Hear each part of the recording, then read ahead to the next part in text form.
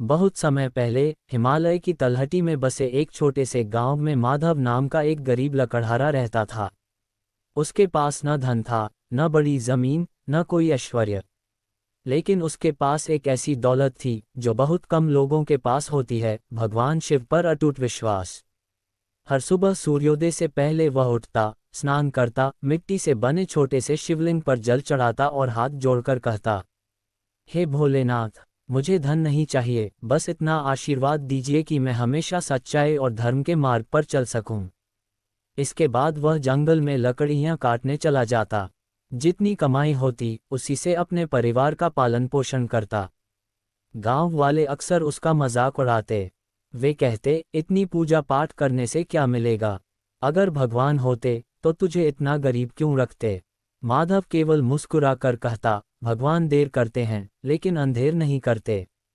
एक दिन कैलाश पर्वत पर माता पार्वती ने भगवान शिव से पूछा, स्वामी, यह माधव इतना कष्ट सहकर भी आपकी भक्ति क्यों नहीं छोड़ता?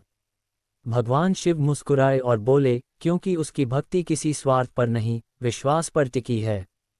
लेकिन समय आ गया है कि उसकी परीक्षा ली जाए।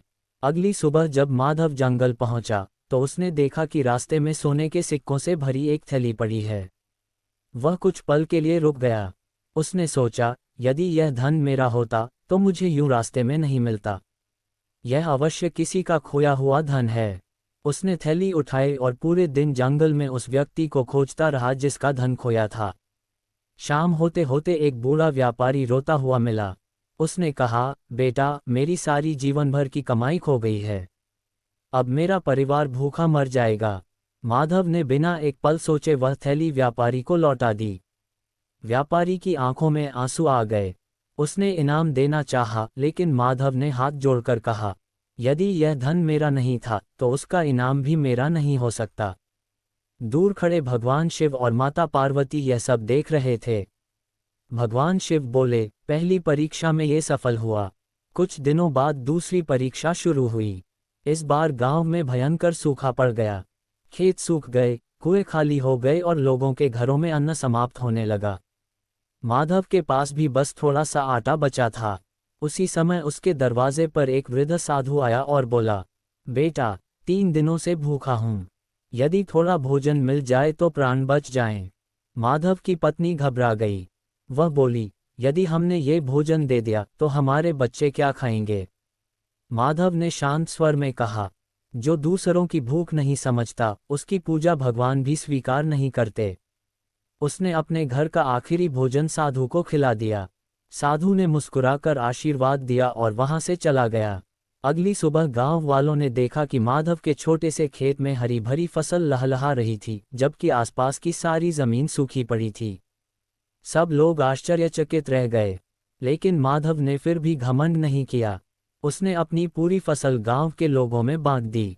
अब भगवान शिव ने अंतिम परीक्षा लेने का निर्णय किया। एक रात तेज आंधी और तूफान आया। माधव की छोटी सी झोपड़ी टूट गई। उसका सारा सामान बर्बाद हो गया। गांव वालों ने फिर उसका मजाक उड़ाया। देख लिया, इतनी भक्ति का यही फल मिला। माधव ने आकाश की ओर देखकर केवल इतना कहा, भोलेनाथ, यदि यह भी आपकी इच्छा है तो इसमें भी मेरा कल्याण ही होगा। उसी क्षण तेज प्रकाश हुआ। भगवान शिव और माता पार्वती अपने दिव्य स्वरूप में उसके सामने प्रकट हुए। पूरा गांव ये दृश्य देखकर स्तब्ध रह गया। भगवान शिव बोले, माधव, हमने तुम्हें धन से, भूख से और दुख से परखा, लेकिन तुम हर बार सत्य, दया और विश्वास पर अडिग रहे। यही सच्ची भक्ति है। माधव की आंखों से आंसू बहने लगे। उसने कहा, प्रभु, यदि आप मुझसे प्रसन्न हैं तो मुझे धन नहीं चाहिए। कृपा करके मेरे गांव के सभी लोगों का जीवन सुखी कर दीजिए। भगवान शिव मुस्कुराए, जो अपने लिए नहीं दूसरों के लिए मांगता है वही हमारा सच्चा भक्त होता है। इतना कहते ही पूरे गांव में वर्षा होने लगी। सूखे कुएं पानी से भर गए। खेत हरे भरे हो गए। गांव में फिर कभी अकाल नहीं पड़ा। जो लोग पहले माधव का उपहास उड़ाते थे वही अब उससे सीख लेने आने लगे। माधव ने सबको केवल एक बात कही, भगवान की भक्ति केवल मंदिर में दीप जलाने से नहीं होती। सच्ची भक्ति ईमानदारी, दया, सेवा और कठिन समय में भी विश्वास बनाए रखने से होती है। कहते हैं कि उस गांव में आज भी एक प्राचीन शिवलिंग है जहां लोग केवल मनोकामना पूरी होने के लिए नहीं, बल्कि अपने भीतर सच्चा विश्वास जगाने के लिए जाते हैं। कहानी की सीख। जीवन में कठिनाइयां भगवान की नाराजगी नहीं होती, कई बार वे हमारी परीक्षा होती हैं। जो व्यक्ति सत्य, करुणा और विश्वास नहीं छोड़ता, उसके जीवन में सही समय पर ऐसा परिवर्तन आता है जिसकी उसने कभी कल्पना भी नहीं की होती। यदि आपको ये कहानी पसंद आई हो तो इसे अपने परिवार और मित्रों के साथ अवश्य साझा करें। और ऐसे ही प्रेरणादायक सनातन धर्म से जुड़ी कथाएं सुनने के लिए हमारे चैनल को सब्सक्राइब करना न भूलें। हर हर महादेव।